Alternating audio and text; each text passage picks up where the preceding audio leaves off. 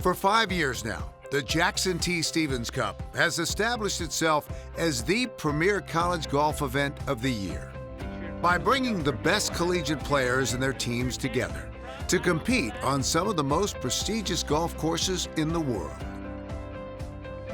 And she delivers! The tournament, a personal vision to honor a legendary man, has turned into a family's legacy of the values the tournament's namesake admired most. It's a great honor to be out here, and tough fields and tough golf course kind of test like the player that you are. The way it's run, there's so much going on, and it just feels almost like you're at a big tour event. It just makes for a great week and great tournament. Best golf courses in the country and excellent field. It's a preparation for the national championship, the best of the best. Where world-class competition and community impact come together, teaching lessons that go well beyond the game. It's a passion passed down from Mr. Stevens. At the end of the day, it's about the people you meet and the connections, bringing as many people together on a great venue in a great city, or you'll remember forever. Chicago's famed Shore Acres plays host, a rarely seen cathedral to the game, offering a challenging test for the best of college golf. The Windy City, a cathedral of its own, a fitting destination for this marquee event. It's a really wonderful combination. The ingredients are here for a great golf tournament. Welcome to the 2025 Jackson T. Stevens Cup at Shore Acres.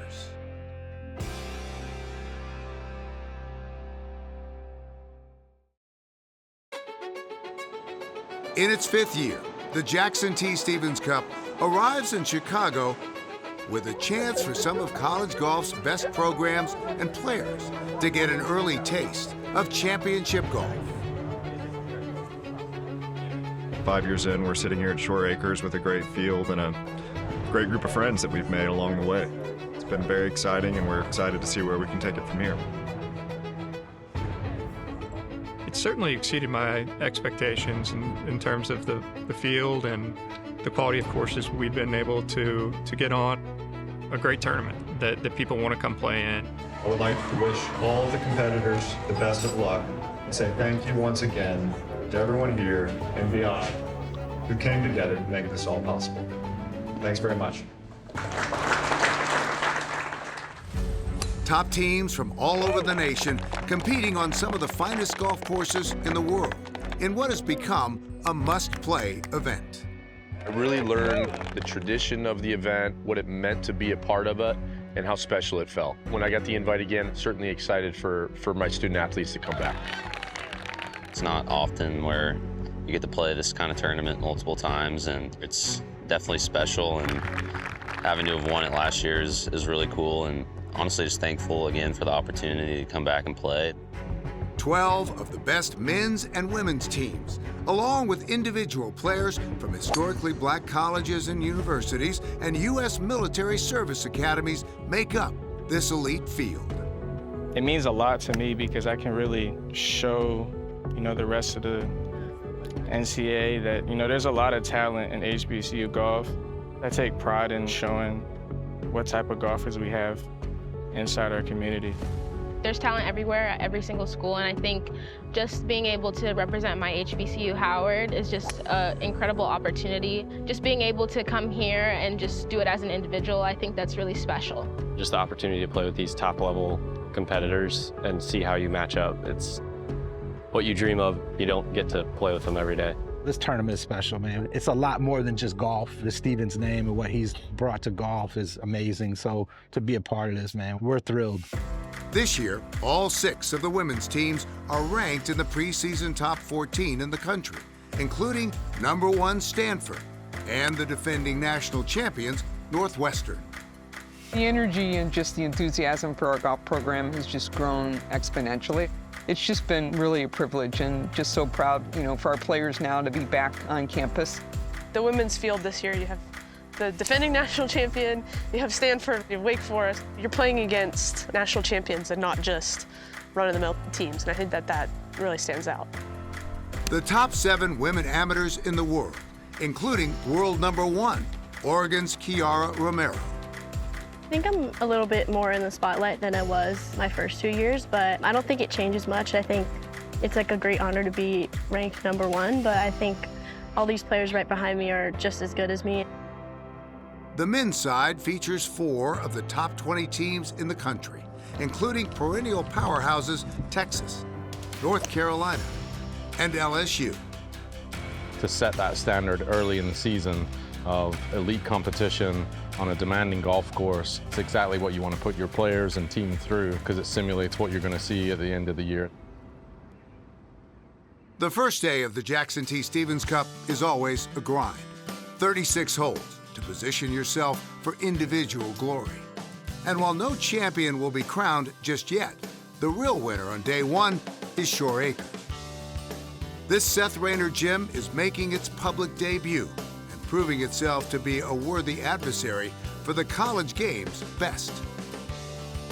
But last year's men's individual champion, William Sides of SMU, seems to find the famed course to his liking. The senior, who made the 2024 Stephens Cup his first collegiate victory, is back in contention. And after a 2-under opening 18, he catches fire in the afternoon with 4 birdies and an eagle to post an impressive 6-under par total. He's joined at 6 under by Texas star Christian Mas. The 6th-ranked amateur in the world cards 2 straight rounds of 67. In all, only 14 players in the men's field are under par after 36 holes, including FAMU's Sasha Robinson and Navy's Chip Deegan, who both look to become the first individual invitees to win the Stephens Cup.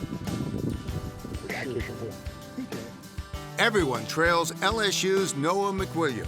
He drops 13 birdies on the day for rounds of 64 and 67 and holds a 3-shot lead. I putted the ball really well, kept giving myself looks and rolling in a few putts here and there. I can hit a lot of drivers, and I'd say that's my strong suit, be able to hit drivers in the fairway and then get a lot of wedges into the greens. The women's side features more Stephens Cup history makers. Stanford's Megha Ghani, fresh off a summer where she won the U.S. Women's Amateur, comes home with 2 rounds of 69 to sit at 2 under par. World Amateur #1, Oregon's Kiara Romero, looks to avenge losing both the individual and the team championship in 2024 at Oklahoma City Golf and Country Club. It takes a lot to be patient and just work with what you have out there, and it's just a great test of golf. Romero makes 8 birdies over her first 36 holes to post scores of 67 and 69 for a 4 under par total. She trails only Wake Forest's Macy Payton, who with rounds of 67 and 68 holds a 1-shot lead heading into the final day of stroke play. And as the sun set on the day, Shore Acres gets ready for what promises to be an 18-hole sprint to the individual championship. The tournament is named for businessman and philanthropist Jack Stephens and honors the Arkansas legend who helped build Stephens Inc. into one of the most prestigious financial firms in the country. It's dedication to people who might not otherwise have access to the game to kind of help them get access to the game. Anybody who plays golf and is here is obviously working at something pretty hard, and I think it's great to celebrate that. Really understanding and hearing more about the mission and really just the values of Stephens and what the Stephens Cup is really all about. It is definitely an elite event, premier event. We're so fortunate to have people like this that want to step up and invest in this generation of college players, both men and women. Another part of the Stephens Cup experience happens earlier in the week, Jack's Day. The annual clinic, which benefits First Tee, brings some of the competitors together with kids who are just getting introduced to the game and its values. Nice job. How old are you? 9. Oh my gosh, that's awesome. Anytime you get the chance to introduce kids to the game, continue their education in the game, that's something that we want to do. The ability to bring them out here to Shore Acres and just show them another part of the world, I think is just great. It's fun. It really means the world just to be able to talk to them and hear them talk about golf. And I just watched 2 kids who've never swung before The look on their face when they hit that first golf ball was just, it's priceless. To see golf from their perspective again is just really cool. The final round of individual play brings another glorious day of sunshine to the Chicagoland area. Lake Michigan and Shore Acres seemingly now just basking in the glow of hosting some of college golf's greatest players. And as teams arrive, everyone seems to prepare in their own unique way. Excited. Pumped. We're awake now. That was my fault. The weather's so good we don't need this. Show your snack bag. Bulking and winning season. Wake Forest Macatee Payton certainly has winning on her mind. But going into the final round, she's surrounded on the leaderboard and the range by some of college golf's best players. With amateur world #1 Kiara Romero and U.S. Women's Amateur Champion Megha Ganne lurking, Payton most certainly will have her hands full. LSU's Noah McWilliams made easy work of Shore Acres' treacherous greens on day 1, cruising to a 3-shot lead after 36 holes. But with the added pressure of the final round and some big names contending, the day promises to be a nail-biter for the junior. FAMU's Sasha Robinson and Navy's Chip Deegan both had high hopes to make a final day push for the individual title. But neither can get anything going. Robinson struggles on the greens all day and battles to a 3/73, while Deegan manages 3 birdies and 2 bogeys on his way to a 1-under 69. Over the first 36 holes, everything came easy for Noah McWilliams. But the putts that went in from everywhere on day 1 missed on day 2. Today just can't get one to go. 3 bogeys on his opening 9 finds McWilliams frustrated with the Seth Rayner green, his lead and title hope slowly disappearing. Side struggles as well and can't get anything going on his opening 9. But birdies on his first 2 holes of the back gets him to 7 under. Back-to-back birdies there for Will. Christian Mas makes a little run as well, with an eagle and 3 birdies to tie for the lead with Sides. He's right there with 6 holes to go. Like McWilliams, Wake's Macatee Payton struggles early and makes bogeys on her first 2 holes to drop out of the lead. Oregon's Kiara Romero, despite dealing with back spasms, makes a birdie at 3 to take a 2-shot lead. Playing partner Megha Ganne can't capitalize on Payton's early mistakes as she struggles to get anything going. Ganne goes out in 1-under-33 and never really contends. Payton, who once shot a 57 in high school, rebounds after the slow start with a birdie at the 4th and then a bomb at the 9th to regain the lead. The pace, hang in there. Oh, it does. Timely. And with birdies on 11, 15, and 17, Payton cruises to the victory, her first as a college player. Macatee Payton a breakthrough win at Shore Acres. She becomes the 3rd woman from Wake Forest to win the Stevens Cup individual title. For her first win collegiately, it was just a memory for her of a lifetime. My coach is going to be really mad if she misses this win, and just being patient, it makes it all worth it. All the hard work, it's all for this moment. The men's competition was a bit tighter. Both Sides and Mas make tough bogeys at the 7th, their 16th hole of the day.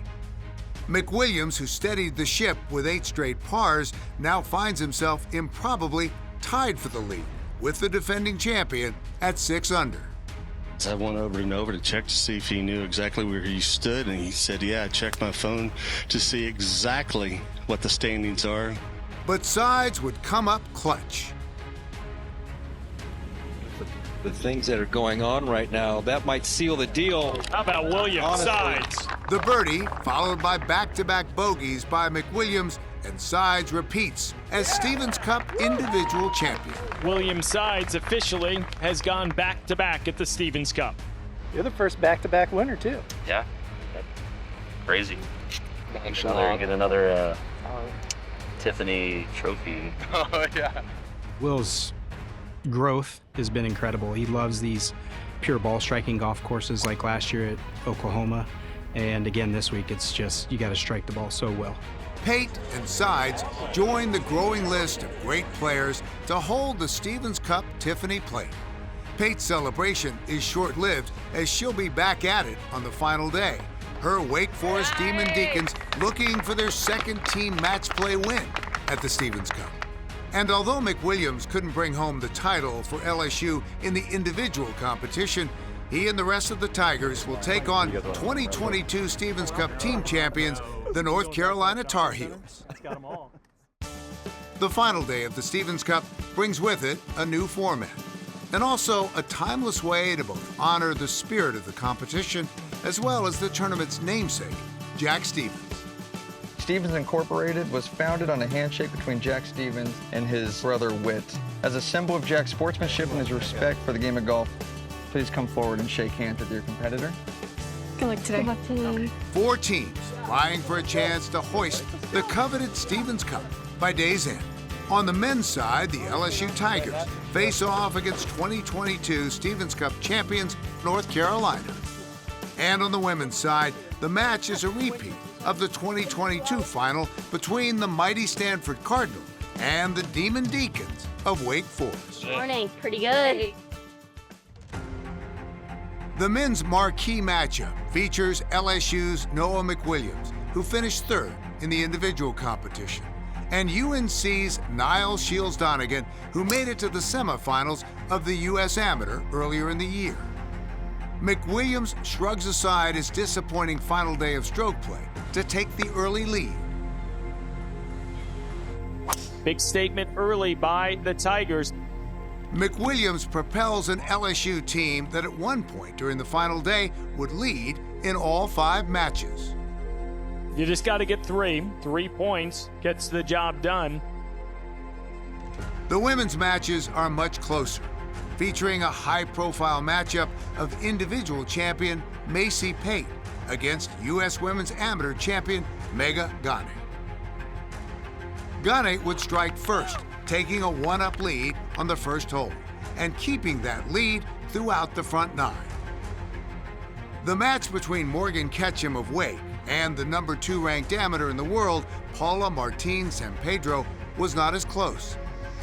Ketchum was all business, taking an early lead and then building on it. She would take out the Cardinal star 4-3 to put the first point on the board for Wake. Grad student for the Demon Deacons just took down the 2nd-ranked amateur in the world.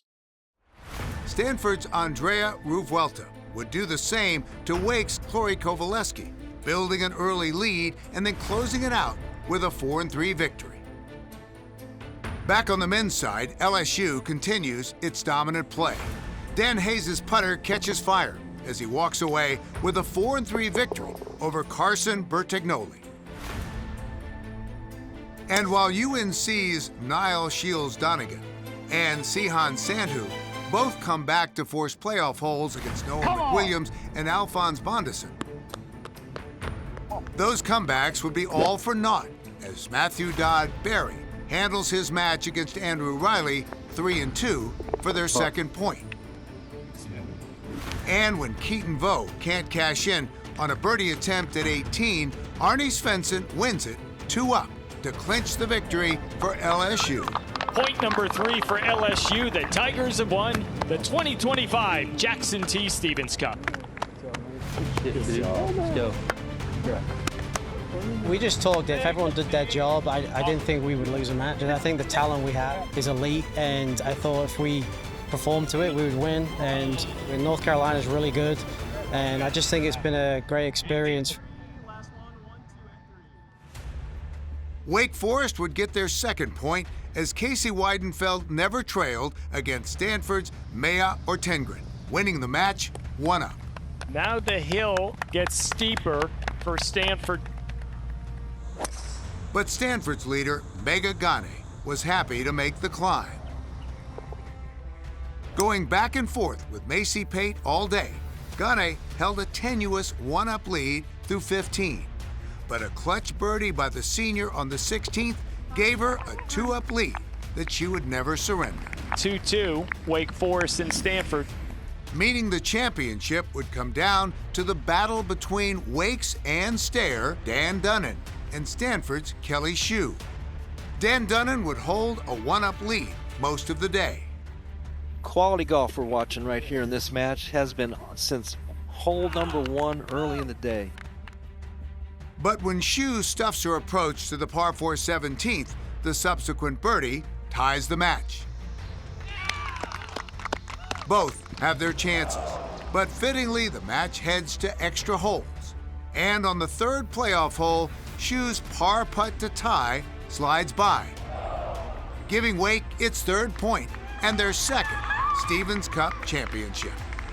The Demon Deacons, they win the Jackson T. Stevens Cup. 1, 2, 3, It was unbelievable for Ann, our senior, to do it again. As a coach, you're sort of wondering each year, what do you have? And I just think it shows that we're a good team. And on a venue that was this difficult, it just shows that we have a lot of depth and that we can compete.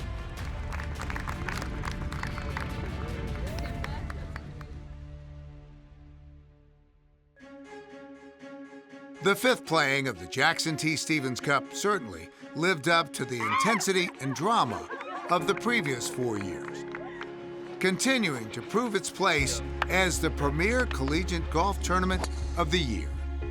And as the 2026 edition of the Stevens Cup heads to the great state of Texas at PGA Frisco, more memories are sure to be made. But beyond titles and trophies, the Stevens Cup continues to shape future PGA Tour and LPGA Tour stars, while honoring Jack Stevens' belief that golf, at its best, is a teacher of life.